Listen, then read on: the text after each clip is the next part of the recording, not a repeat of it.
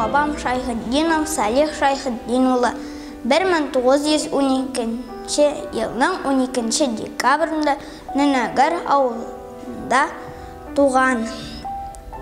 Ол соғышның бірінші күнінде армия сафларына олына. Ол 994-ші оқшы полкі составында Украина, Белоруссия фронтларында соғыша. Жеңіні ол Берлин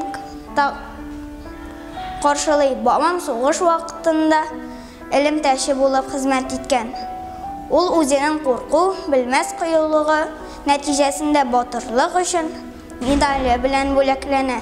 Мен өзімнің бабам білән ғұрурланам. Бүйік жеңге 70 ел еліміздің азатлығы үшін күрәшкән солдаттарны ұнытмайық. Исәнләрнең қадірін, өлгәннәрнең қабірін білек.